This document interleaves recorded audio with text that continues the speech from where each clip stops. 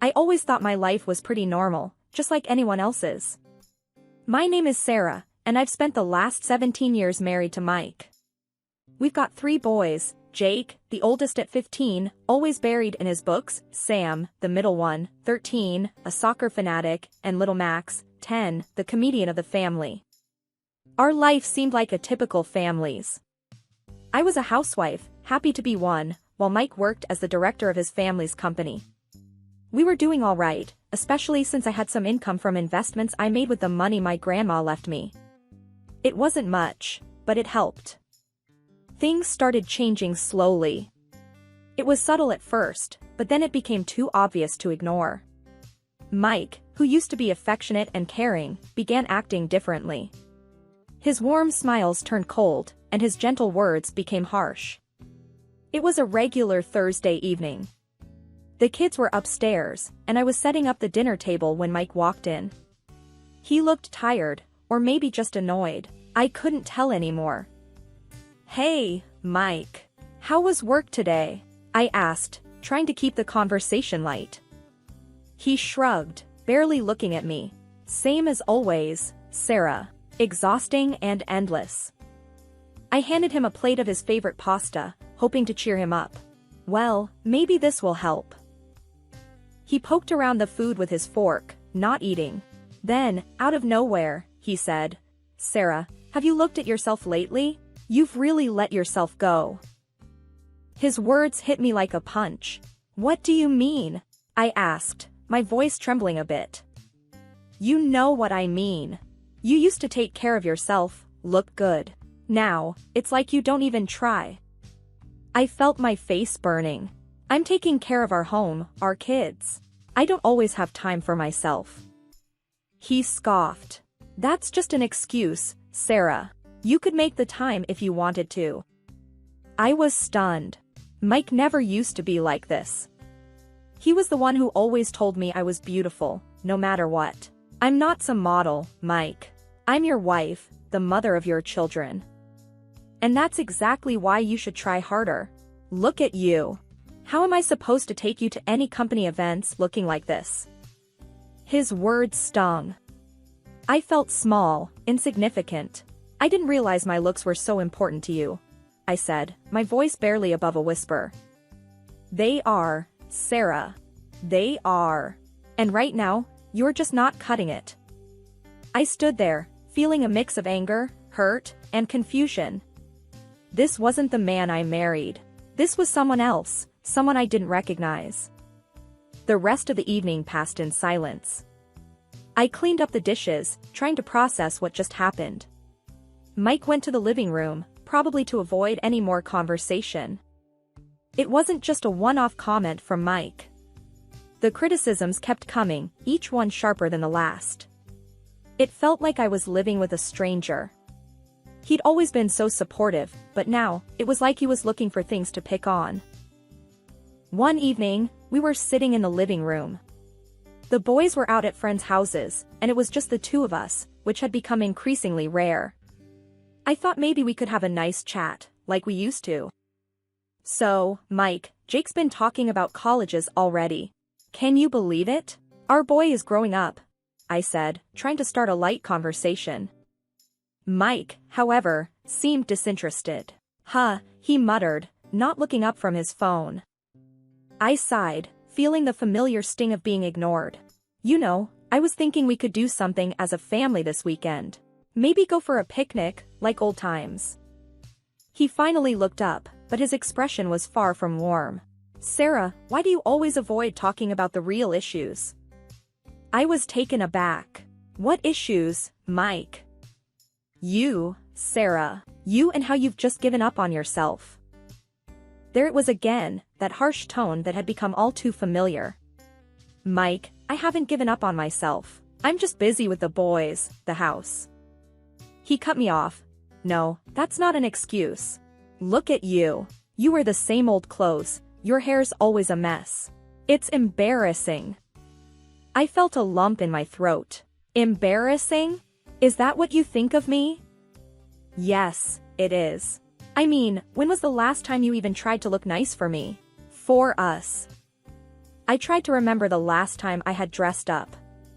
It had been a while, but did it really matter that much? Mike, I'm your wife, not a doll to dress up. I have responsibilities. And part of those responsibilities is to be presentable, Sarah. Not just roam around like you don't care. I stood up, feeling my anger rising. I do care, Mike. I care about our family. But if you're so concerned about appearances, maybe you should look at yourself too. When was the last time you did something for us, for the family? He stood up too, his face red. That's different, Sarah. I work all day to provide for this family. And I work all day at home to keep this family running. But you wouldn't understand that, would you? There was a tense silence. Then, Mike spoke, his voice cold. Maybe I wouldn't. Maybe I need someone who understands me better. Those words felt like a slap. Is that what you want, Mike? Someone else? He didn't answer. Instead, he just walked out of the room, leaving me standing there, feeling more alone than ever. Despite the heavy air between us, I decided to make a change. Not for Mike, but for myself. I joined a local fitness club, thinking maybe a bit of exercise would help clear my mind. It was a sunny Tuesday morning when I told Mike about it. We were in the kitchen, he was getting ready for work, and I was fixing breakfast. Mike, I joined a fitness club, I said, a bit nervously. He raised an eyebrow, his interest piqued for the first time in weeks. Really? That's unexpected. Yeah, I figured it was time to do something for myself. He chuckled, but it wasn't a warm sound. Well, let's see how long that lasts. I bit my lip, holding back a sharp retort. I'm serious about it, Mike. He shrugged, finishing his coffee. We'll see, Sarah. We'll see. That conversation stayed with me as I headed to the fitness club. Determined to prove him wrong, I threw myself into the workouts. I started jogging in the park every morning, feeling a sense of accomplishment with each stride. One morning, a couple of weeks into my new routine, I was jogging in the park. The air was crisp, and I was pushing myself harder than usual. I wanted to get home before Mike left for work, to show him I was sticking to it.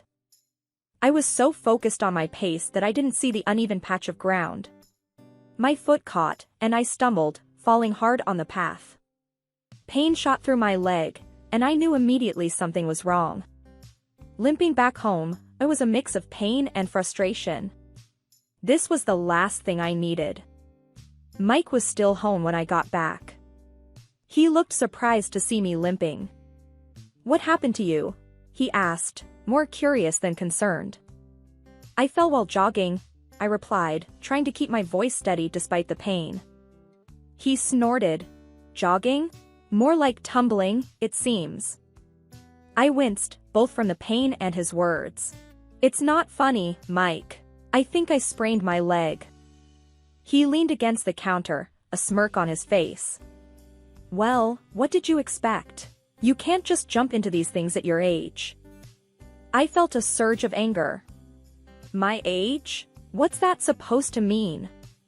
He shrugged. It means you're not exactly young anymore. These things happen. I couldn't believe what I was hearing. So, you're saying I shouldn't even try? I'm saying maybe you should have thought it through a bit more.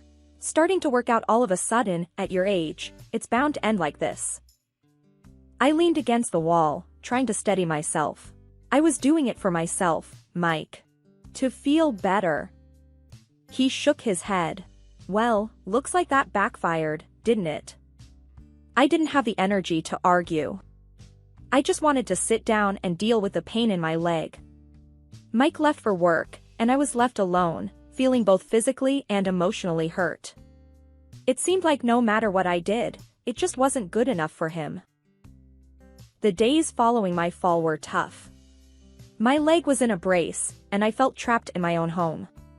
Mike's attitude didn't help either. It was like he found joy in my misfortune. It was a Wednesday afternoon, the kids were at school, and I was sitting in the living room with my leg propped up. That's when I heard the knock on the door. I wasn't expecting anyone, so I hobbled to the door, curious and a bit cautious. Opening the door, I was met with a sight that knocked the wind out of me. A young woman, probably in her late 20s, stood there. She was dressed sharply, and there was a confidence in her posture that was hard to miss. "Can I help you?" I asked, trying to mask my surprise. She looked me up and down, her eyes lingering on my braced leg. "You must be Sarah. I'm Amanda. I think we need to talk about Mike." My heart sank. Mike? What about him? She stepped inside without waiting for an invitation. "I think it's time you knew. Mike and I have been seeing each other." I felt like I had been punched. "What are you talking about?" She walked past me into the living room, making herself at home. "I'm talking about Mike, your husband. We're in love, and he's going to leave you for me."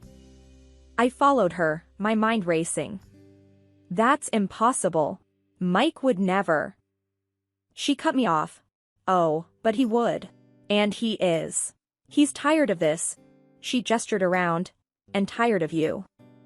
I couldn't believe what I was hearing. This is some kind of joke, right? Mike loves me. We have a family. Amanda laughed, a cold, hard sound. "Love? Please. He's bored with you. He needs someone young, someone exciting. Not a housewife who can't even take care of herself." I felt tears stinging my eyes, but I fought them back. "You don't know anything about us, about our life." "I know enough. I know that Mike wants more, and I'm more than you'll ever be." Her words were like daggers, each one cutting deeper. "You're wrong. He won't leave me. He can't." Amanda stood up, ready to leave. "Believe what you want, Sarah. But it's happening. Mike is mine now. And there's nothing you can do about it." She walked out, leaving me standing there, feeling a mix of shock, anger, and disbelief. That evening, when Mike came home, I confronted him. "Mike, we need to talk. Now." He looked surprised but nodded. "What's wrong?" "A woman came here today. Amanda. She said you're leaving me for her." Mike's face changed, and I knew. I just knew. "It's true, isn't it?" I whispered, the reality sinking in. He sighed, running a hand through his hair. "Yes, it's true. I didn't know how to tell you." I felt numb. "How long, Mike? How long have you been lying to me?" "It's not about the time, Sarah. It's about us, about what we've become."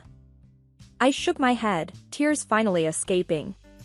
"What we've become? You mean what you've made us become?" He looked away, unable to meet my eyes. "I'm sorry, Sarah. I never meant to hurt you. But I can't stay in this marriage. I need more." I looked at him, the man I had loved for so long, and felt nothing but emptiness. "You want a divorce?" He nodded. "Yes, I do." It was like my entire world had crumbled in an instant. Mike, the love of my life, was leaving me for another woman. A woman who had the audacity to come to my home and tell me to my face. But in that moment, something inside me shifted. I wouldn't let this break me. I had my boys, and I had myself. Mike had made his choice, and now I had to make mine. "I'll give you your divorce, Mike. But you're going to regret this. One day, you'll see what you've lost." He didn't say anything, just walked away. And I was left there, alone, but with a newfound determination.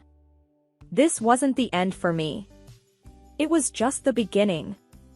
In the days after Mike dropped the bombshell, my mind was a whirlwind of emotions. Betrayal, anger, sadness, they all took turns controlling me. But amidst this chaos, a bold idea started to form. I wasn't going to be the victim in this story.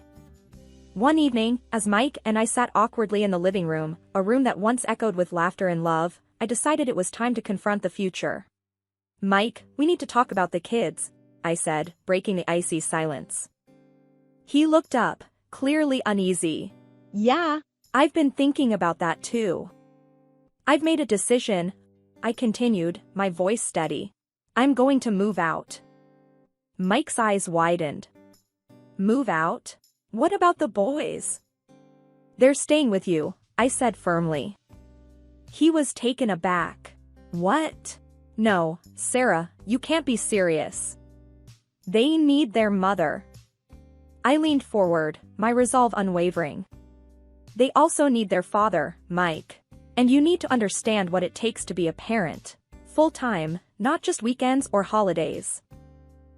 Mike ran a hand through his hair, clearly frustrated. Sarah, this is crazy. You can't just dump the kids on me and walk away. I'm not dumping them, Mike. I'm giving you a chance to step up. To be the father they deserve. Mike stood up, pacing the room. And what about Amanda? How am I supposed to explain this to her? I shrugged. That's your problem, Mike. You chose her. Now you have to deal with the consequences. Mike stopped pacing and looked at me, desperation in his eyes. Sarah, please. Don't do this. It's not fair to the boys. I stood up too, meeting his gaze. What's not fair is what you're doing to us. You made your bed, Mike. Now you have to lie in it. He sank into the couch, defeated. I can't believe you're doing this. I felt a pang of sympathy, but I pushed it away. This was about more than just me and Mike now. It was about our boys and their future. I'll come to see them, talk to them, but they need to stay with you, I said, my voice softer. Mike nodded, resigned. Okay, Sarah. If that's what you think is best. I knew this was going to be hard, on all of us. But it was a decision that had to be made. For the first time in a long time, I felt like I was taking control of my life again. I talked to the children and told them about my plan. They approved it, and ever made suggestions.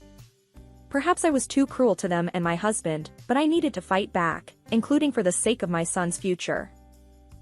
After moving out, I found myself in a small apartment, a stark contrast to the house I had called home for so many years.